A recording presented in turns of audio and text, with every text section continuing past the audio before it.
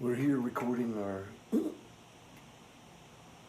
free Shaolin Tong Sao training.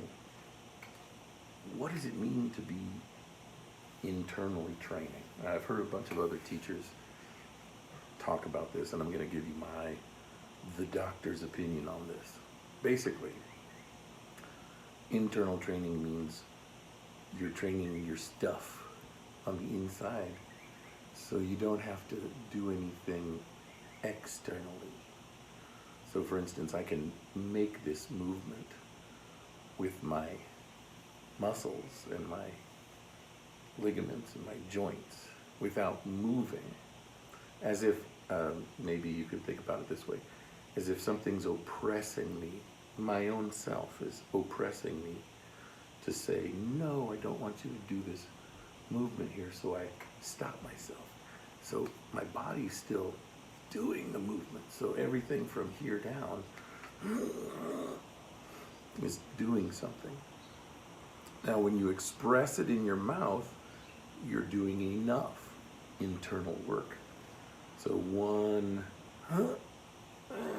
that's external. See how the smile is the beginning of uncomfort. It's the first lie we tell ourselves. I'm happy. Truth is, I'm sad. So think of Tong Sao as a way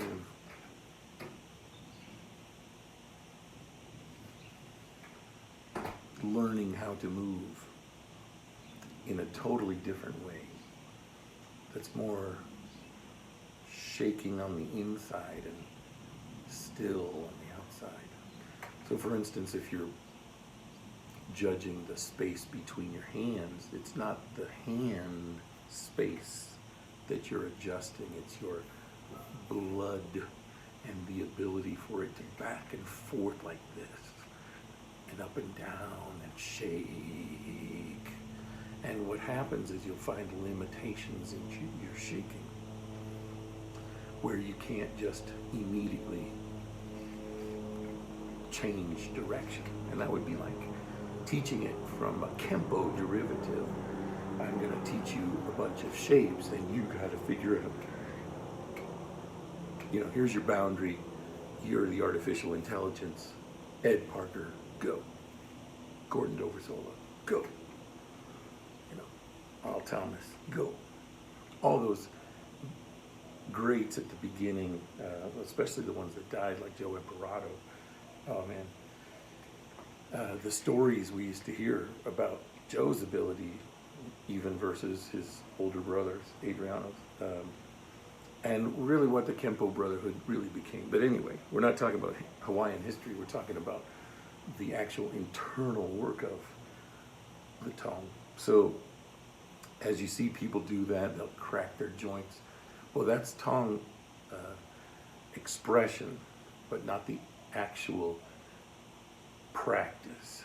So the practice is as if you're almost feeling your blood shooting down, and you would feel it for the pressure you would put into a punch because you have an intention. So it's not just your muscles deciding to do something, it's the skin that is now joining. So when you put your skin in the game, the joints work differently. They work based on an internal aspect. You can call it intention, but intention has levels, and I would say there's at least 8 levels to intention. So the first level is, wait, okay, yeah, you got to cross the finish line, hooray. And then the top would be like, that was impossible, how did you do that? And you can express an exchange really quickly. So that's what the internal martial arts is more about. So you don't get that by just repetition of motion. You have to make the motion work with the breath on the inside and the outside, so the whole thing can go whoosh like water, right? So everything whips, right? And the crab was the symbol of this. So you might have heard old techniques like crab kung fu. They're maybe 100 and something years old.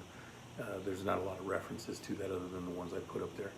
But Houdini had a lot of this methodology as the crab, and that's how he taught Bob. The whole method is, Eric's method is you have to act as if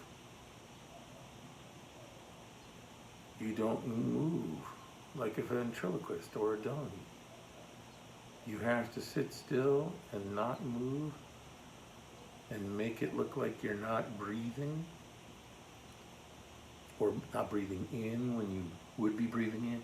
So maybe you can fake your breath to draw your opponent into a sucker move. Oh, I've seen it done.